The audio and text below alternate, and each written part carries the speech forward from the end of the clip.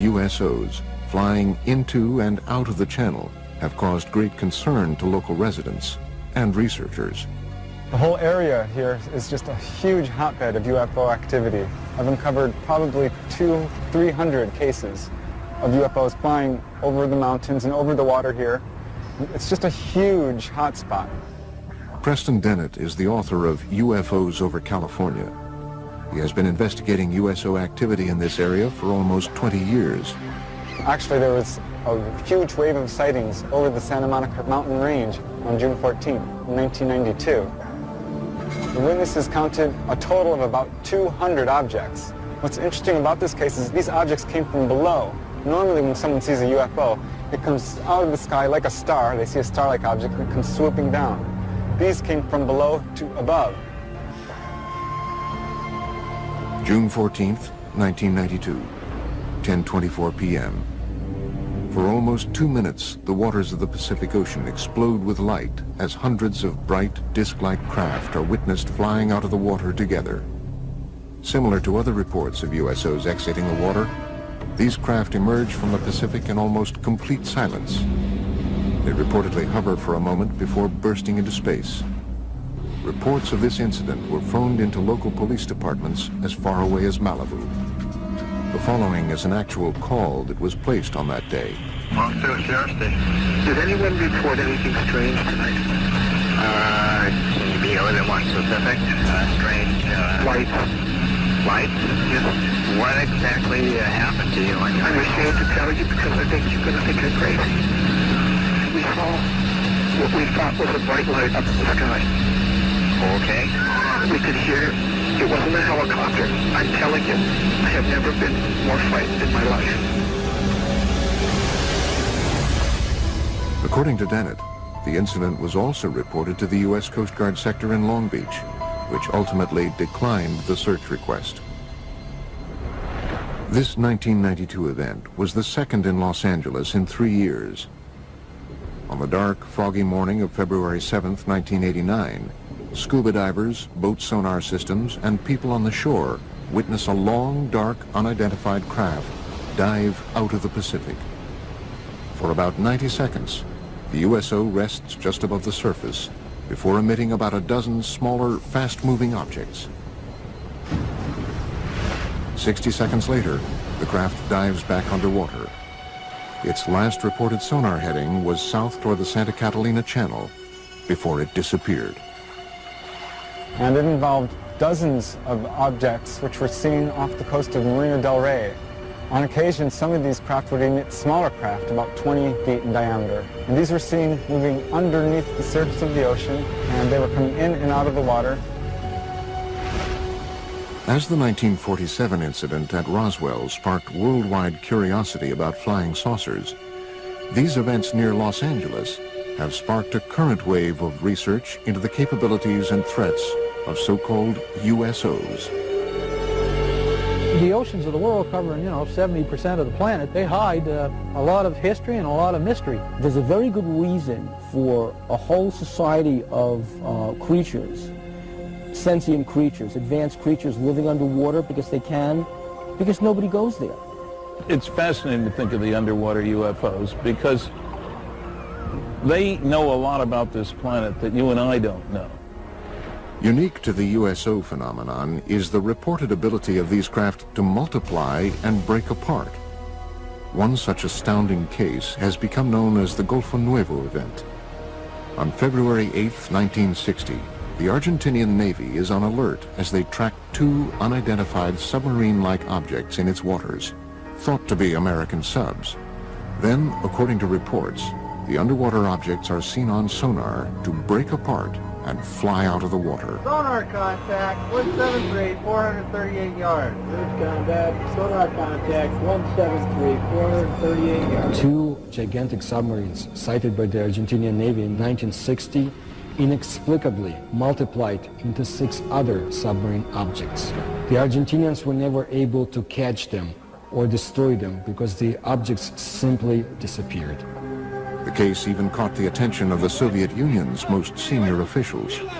Nikita Khrushchev, who was the leader of the Soviet Union at the time, was so much intrigued by the whole story that he sent his diplomatic attaché in Buenos Aires to find out what's been going on. While some researchers contend that these reported cases might be nothing more than military submarines firing torpedoes, others argue that submarines were not capable of firing 6 or more objects in 1960.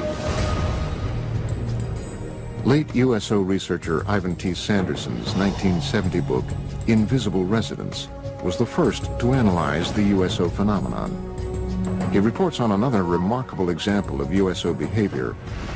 In March 1963, the U.S. Navy submarine exercise is progressing as planned 100 miles off Puerto Rico.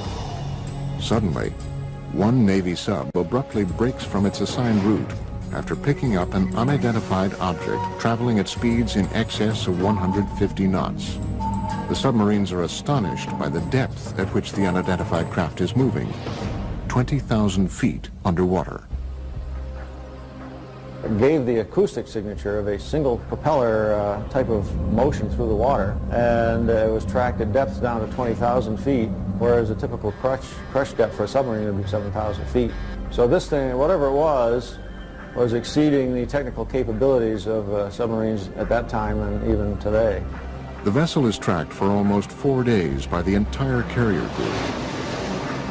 The object would reportedly propel away at impossible speeds and then stop and rest, allowing for continued tracking by the Navy. Reports about this event were sent back to Sinclair Fleet Headquarters in Norfolk, Virginia. However, an official determination into what was seen on sonar that afternoon was never made. But according to reports, the Navy lost track of the craft after midnight on the 4th day. It was never picked up on sonar again. Nobody advanced a theory as to how something could move that fast.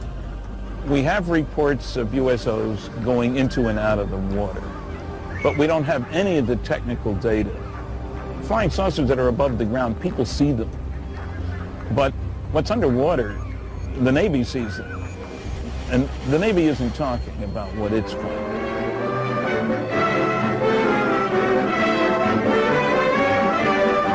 Inflating an immense balloon aboard the USS Norton Sound, the Navy prepares for further study of the elusive cosmic rays somewhere in the Pacific. That's the news. A secondary consideration clears up the mystery of the so-called flying saucers. For it is these monsters, which rise 19 miles and attain diameters of 100 feet, that have been mistaken for the apparitions called flying saucers. At great altitudes, they tell us, these elongated enormities flatten out like plates. Mystery ended. But reports from around the world continue. Another extraordinary case is reported in the international press beginning on November 11th, 1972. A fast-moving submarine-like object is picked up on sonar in the Sonja Fjord off the west coast of Norway by the Norwegian Navy, which hunts it for 2 weeks. A fleet of surface ships and specially equipped sub-hunter helicopters are assembled to find the object. On November 20th, 1972, the USO is seen visually for the first time. It was described as being a massive, silent, cigar-shaped object. A Navy ship promptly fires its guns and torpedoes at the craft. Some ship actually saw it on the surface and fired at it, but it dived, and then they started dropping depth charges. Although all the articles treat this as a submarine, the fact of the matter is nobody was able to identify it as a submarine.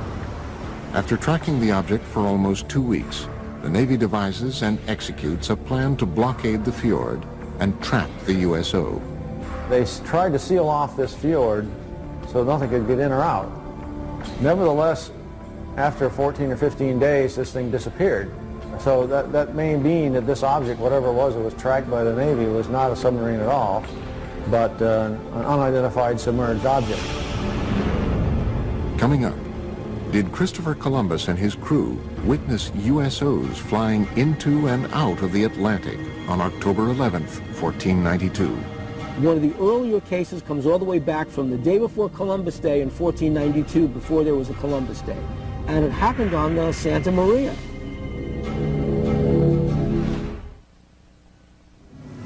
October 11th, 1492. 10 p.m., a calm, clear night. Christopher Columbus and his crew move slowly across one of the deepest ravines of the Atlantic and through the Bermuda Triangle. Below them is almost 4 miles of water. Suddenly, unearthly lights are seen flashing across the bottom of the ocean. One of the earlier cases comes all the way back from the day before Columbus Day in 1492, before there was a Columbus Day. And it happened on the Santa Maria. This person's name was Gutierrez. And Gutierrez was on the Santa Maria with Christopher Columbus and noticed an object rising out of the water, a disc-shaped object. A great flash of light with a level of brilliance unlike anything known at the time suddenly erupts from the sea to the sky, startling Columbus and his crew of 120 aboard the 3-ship Spanish fleet.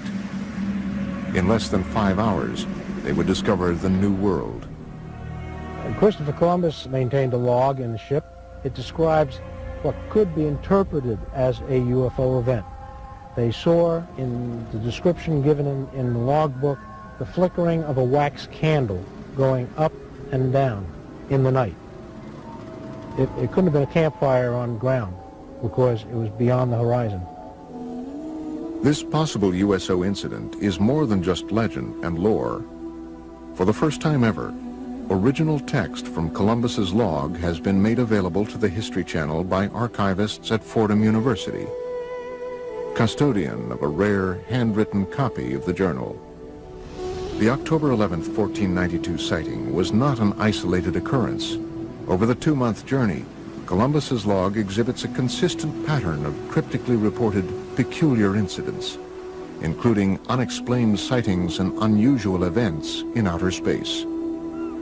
The following is from an entry on September 10th, 1492, the halfway point of the voyage.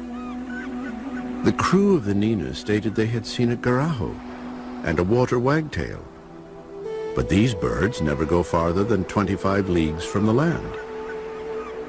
From an entry September 11th, 1492. Saw a large fragment of the mast of a vessel, apparently of 120 tons, but could not pick it up. Entries on both September 17th and September 20th indicate that stars or other unidentified lights in the sky are seen to move. The cause was that the star moved from its place, but the needles remained stationary. And from the infamous entry of October 11th. The Admiral, at 10 o'clock that evening, standing on the quarterdeck, saw a light. Calling to Pero Gutierrez, he told him he saw a light and bid him look that way, which he did and saw it. The Admiral again perceived it once or twice, appearing like the light of a wax candle, moving up and down.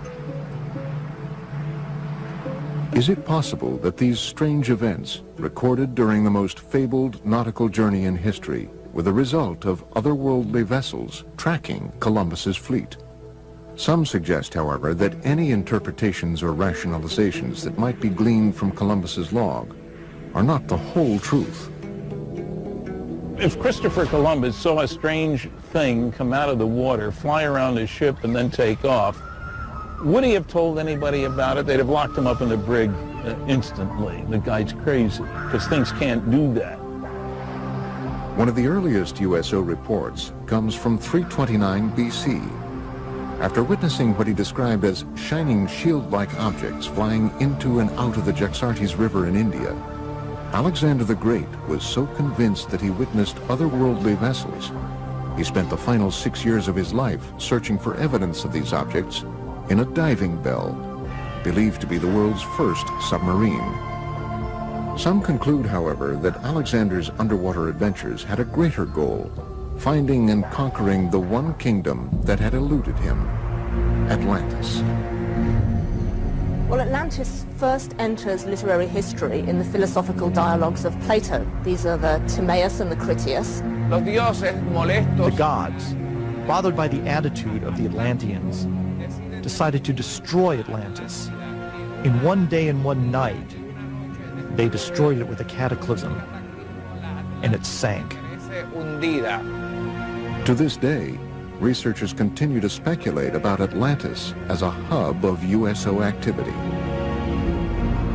The legend of Atlantis definitely is based on knowledge, probably lost by today, of some secret underwater civilization. Atlantis's supposed location in the Mediterranean would have provided USOs a convenient position from which to monitor human civilizations and their shipping routes to and from Asia Minor, Rome, and Athens. The Mediterranean was the cradle of ancient civilization. The Phoenician traders traveled back and forth between the Middle East and Greece across the Mediterranean.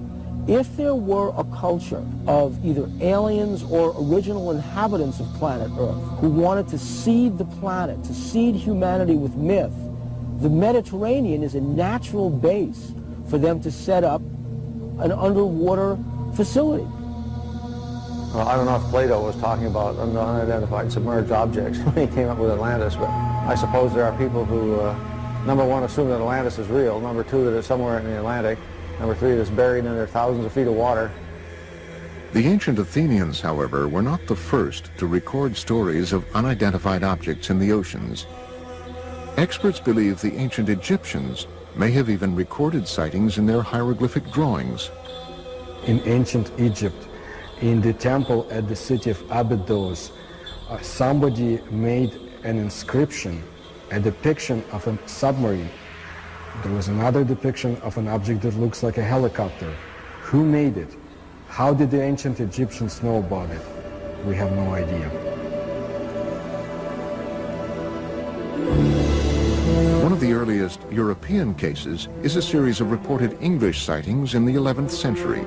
One of the oldest cases I have on the site goes back to the year 1067. It has to do with this people in the countryside seeing something flaming in the sky that came down to earth, lit up the countryside, and then went up again, and then into the sea. Carl Feint has been researching USO phenomenon for almost a decade.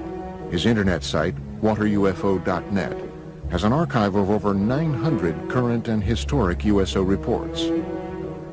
According to Feint, one of the 20th century's first cases was reported in detail in the Philadelphia Inquirer on August 1st, 1904. A British cargo ship, the Mohican, en route to Philadelphia was, according to the paper, enshrouded in a strange metallic vapor which glowed like phosphorus. I have found out recently that that case is a heck of a lot more detailed and scary than originally shown. The captain and the crew confirmed that an object came across the ocean, a cloud, approached the ship, and it was glowing. Not a meteor, going straight down. It's coming across the sea. As it came towards the ship, the captain was trying to distract the crew to get them to do something different, you know, and get over the fear. They couldn't move anything while the cloud was around the ship. The Inquirer further reports that during the event, the ship's compass revolved with the speed of an electric motor, and the sailors were unable to raise pieces of steel from the magnetized decks. The story goes on to quote the Mohican's Captain Urquhart, who confirms that the account is vouched for by every man of the crew.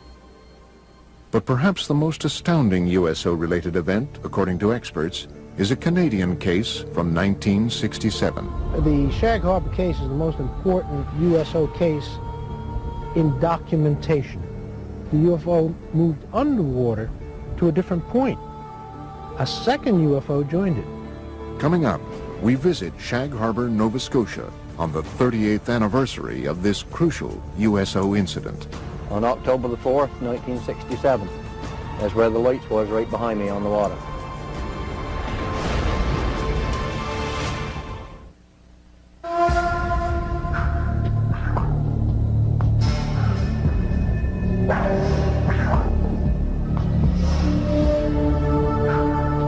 Years ago today, October 4th, 1967, approximately 20 after 11 in the evening, something happened in Shag Harbor that became quite memorable in later years. The night of October 4th, 67 has become known as the Night of the UFOs among many UFO researchers. The Shag Harbor incident has become the best known aspect of that night.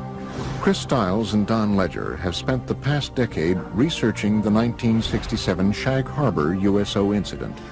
The case, widely reported throughout Canada at the time, had been largely forgotten in subsequent years. Their 2001 book, dark object reopened the case, shedding new light on the many reported USO events of that night and the weeks following. The reason that the Shag Harbor incident came to the forefront and kind of eclipsed the importance of the other sightings from the night of the UFOs is simply the fact that it's the one case where something came down out of the sky and crashed into the water. You know, it made a noise, it made a flash. It's also unique in the sense that nobody reported a UFO. Several calls came in very quickly to the nearby Royal Canadian Mounted Police Detachment, and those reports said simply that people had seen lights, or perhaps an aircraft had crashed into the waters of what they called the Sound. The interest and the concern was totally for the possibility of survivors. Nobody reported a UFO.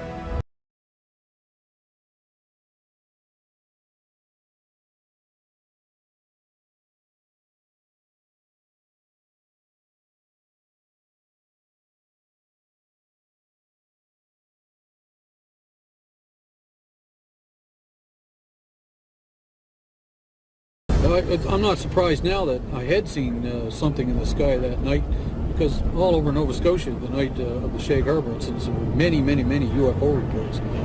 Just up around the bend, we'll be coming into Shag Harbor, and the site crowd gathered, watched whatever it was that happened here 38 years ago today.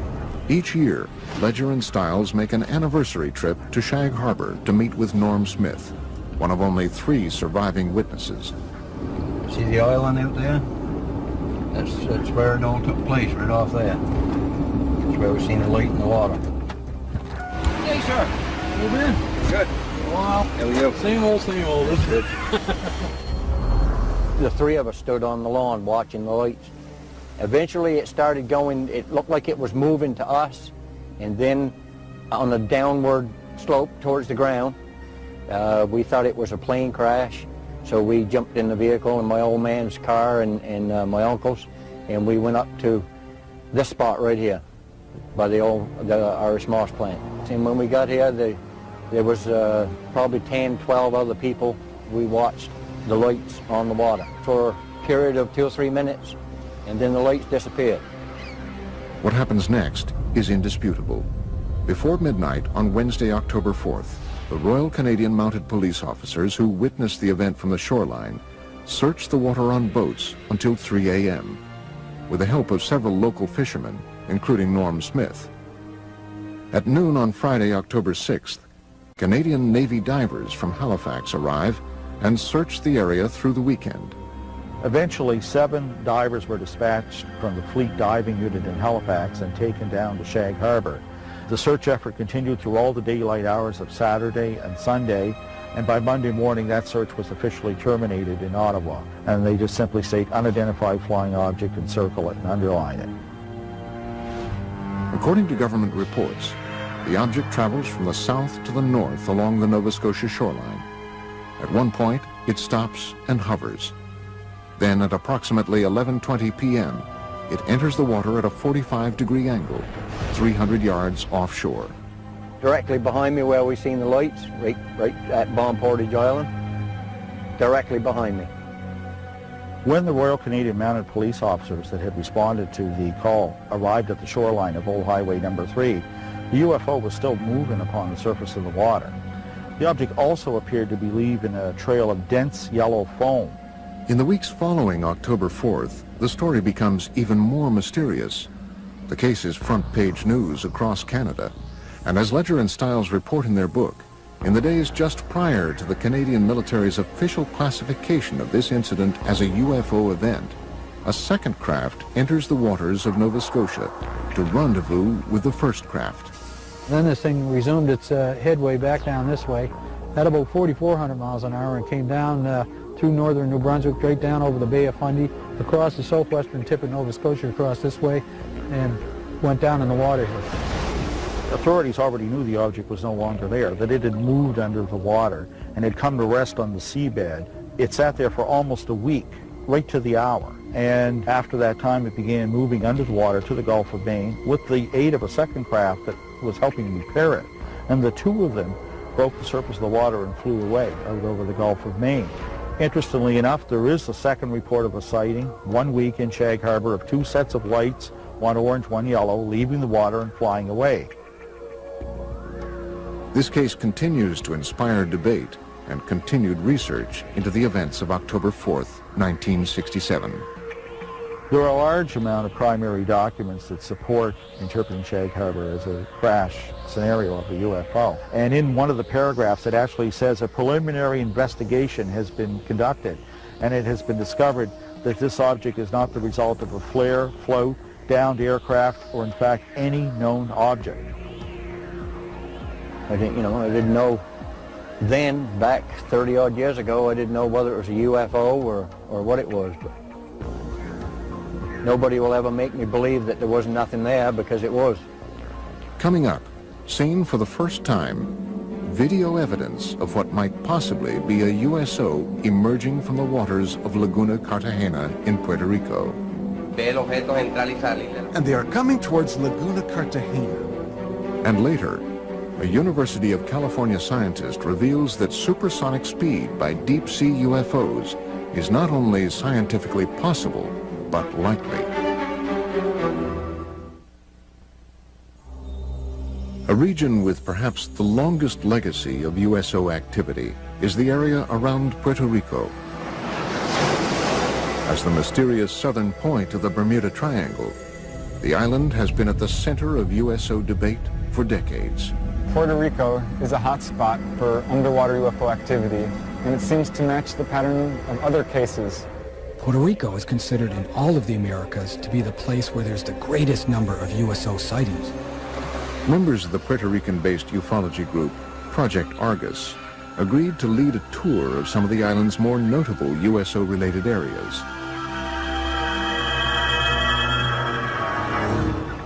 Laguna Cartagena is an isolated lake near the southwestern corner of the island. It has become linked to much of Puerto Rico's reported USO activity. I have been conducting investigations for years in Laguna Cartagena, where there's also a lot of secrecy about USOs. Laguna Cartagena since 1930 has been a place where hundreds of cases were reported of flying objects coming and going from the area. October 8, 2002, approximately 9 p.m., Puerto Rican police officer and Project Argus member Carlos Torres witnesses a red glowing USO fly out of the waters of Laguna Cartagena at an incredible speed. Then it stops and hovers just above the water. I was a witness of an object suspended over Laguna Cartagena. The military got involved because they were also witnesses. The object flew away and then back from Monte Indio. And it stopped and hovered over Laguna Cartagena. After hovering for several minutes over the area, the object was seen to crash back into the lake. Another Argus member, Giuseppe Quiñones, believes he captured the same object on videotape in 2004. I took a video on November 20th, 2004, in the immediate area of Laguna Cartagena. Seen for the first time, possible video evidence of a USO near this enigmatic lake.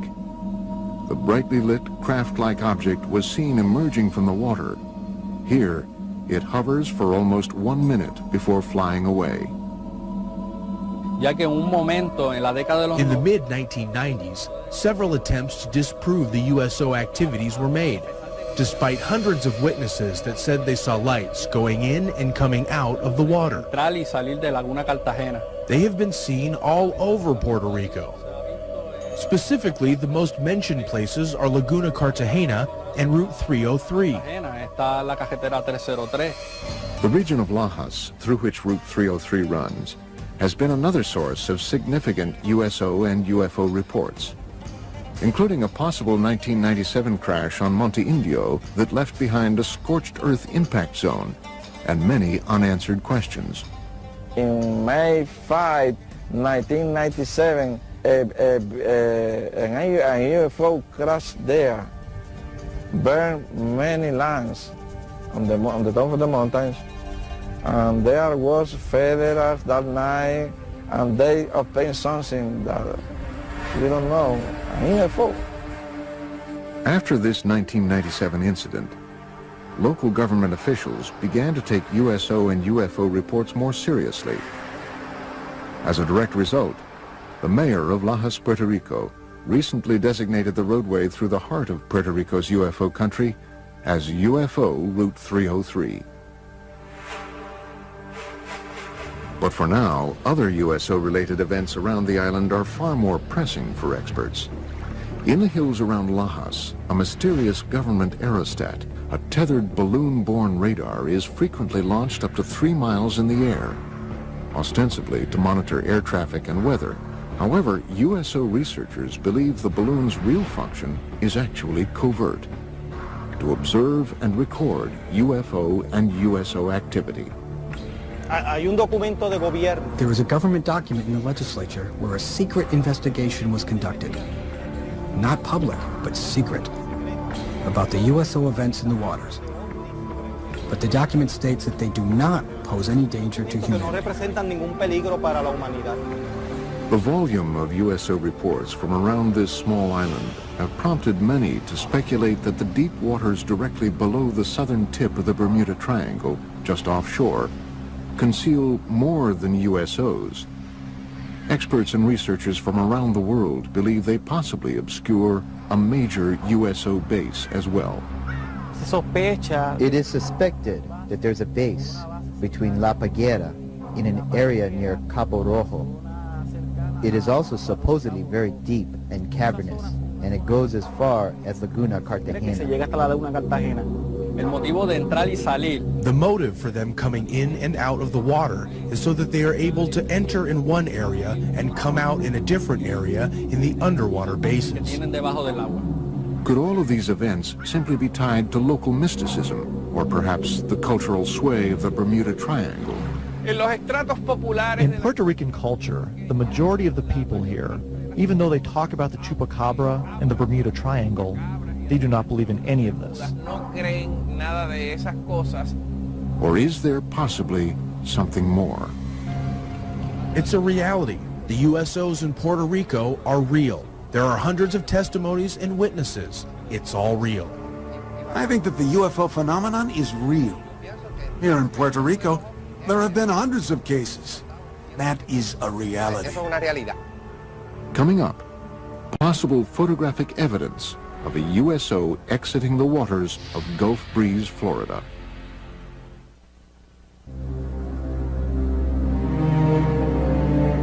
It is believed that unidentified submerged objects are able to move through our oceans and seas in ways that defy all principles of modern physics. Experts are confounded by the ability of these vessels to reportedly travel at extreme depths, pass through ice with impunity, and traverse water at supersonic speed. These kinds of craft, ostensibly, can travel underneath the water because they are impervious to water, just like they're impervious to gamma rays, cosmic rays, impervious to anything that gets in the way of their traveling in space. According to all information, we are dealing with a very advanced technology. They circle ships and next thing you know, dive into the water. It's not a barrier to them. They just go from one medium to another. In late 1969, while conducting their regular Operation Deep Freeze ice-breaking exercises near Antarctica, U.S. Navy sailors aboard the USS Calcaterra reportedly witnessed an unidentified submerged object with some extraordinary capabilities. Ivan Sanderson in Argosy magazine, where he talks about an event somewhere in the Arctic when an object came up through the ice and took off. Really sort of burrowed its way through. A large submarine-shaped object, at least 100 feet long, is seen bursting out of the frozen ocean through several yards of solid ice at an incredible speed. But this case, however, is only one of many similar incidents reported by navies around the world. I know of one case that occurred near Leningrad. In the winter of 1976. A USO broke down through the ice, maneuvered underwater, and then again broke back out through the ice. They do melt ice. Now, if you had a meteor, the dynamics of the thing would break the ice into chunks and scatter them all over the place. With a UFO, it's a clean hole. USO witnesses have also reported seeing waterspouts beneath USOs as they exit the water, including Ed Walters, a resident of Gulf Breeze, Florida, who snapped this never-before-seen Polaroid picture of what appears to be a USO above a tornado-shaped waterspout on July 7th, 1988. So he was looking north towards Gulf Breeze across the Santa Rosa Sound, a distance of about 7,000 feet. He noticed that the water down beneath the object started to get all foamy or something. He could see it dancing around, and all of a sudden this column of water went up and contacted the bottom of it. The picture that he took actually shows that. Such cases have caused some experts to assert that USOs might possibly use water as a fuel source. There are those who feel that water is essential for the fusion process. There are a lot of cases where UFOs hover over reservoirs and small bodies of water, not only large bodies of water. It does seem to be some evidence that they can use water to help their craft in some way. They may use water as a fuel. When these cases where they talk about objects hovering over the water and seeming to suck water up in, certainly sounds like they need a big drink or something to keep going. Modern scientific theories abound about how USOs develop the ability to propel themselves through water with great efficiency. Researchers envision everything from massive jet-like propulsion systems to frictionless bubbles that cocoon the objects. So the engines wouldn't be engines as you and I would imagine engines. They would be generators, generating a magnetic force, creating a magnetic envelope around the craft that repels the Earth's natural magnetism, hence allowing them to accelerate, decelerate, climb, fall, and navigate through the water. By exerting forces at the surrounding fluid, seawater, nice electrically conducting fluid, you control the drag, you control the flow, the speed, the lift. You can get around all the problems of high-speed motion under the water. A magneto-aerodynamic system would work similar to the electromagnetic submarine that was successfully tested. An electromagnetic submarine was in fact built and tested by the University of California, Santa Barbara in the mid-1960s. It took advantage of saltwater's natural ability to conduct electricity.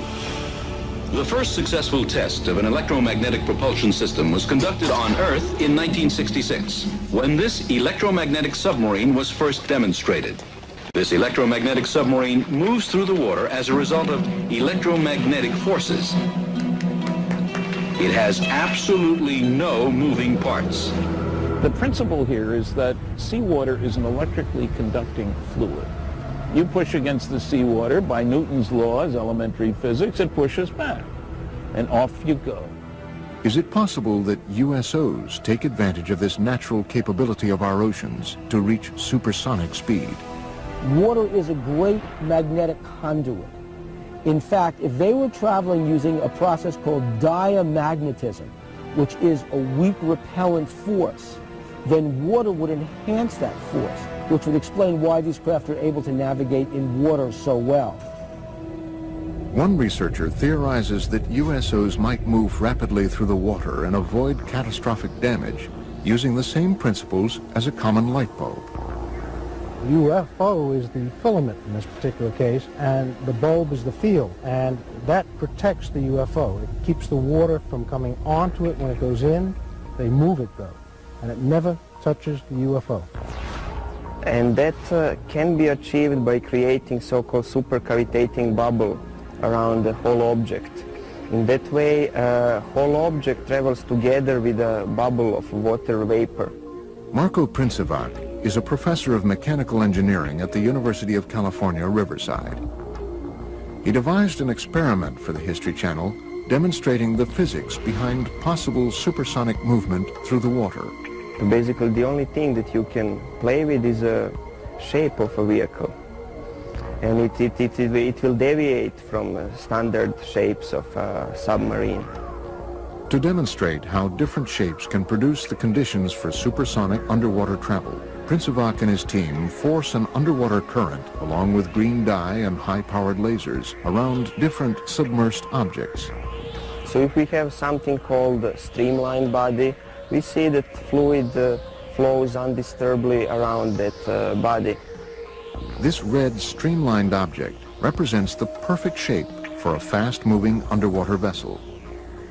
In direct contrast, the cube that is tested creates massive resistance all around the object. A good shape for an underwater supercavitating vehicle would be something similar to a return capsule of Soyuz or other space missions. The laws of earthly physics change dramatically underwater. Propelling an oceanic vehicle to supersonic speeds requires an amount of power greater than what man has currently invented. A vehicle that has a 5-foot diameter and we want to go at the speed of sound in the air, we would need an engine that can produce 15,000 horsepower. For the same vehicle to reach the speed of sound under the water, we would need an engine that can produce around 1 million horsepower. While it might be scientifically possible for USOs to prowl the oceans at supersonic speed, how have these craft developed the technology required to achieve this milestone? The many mysteries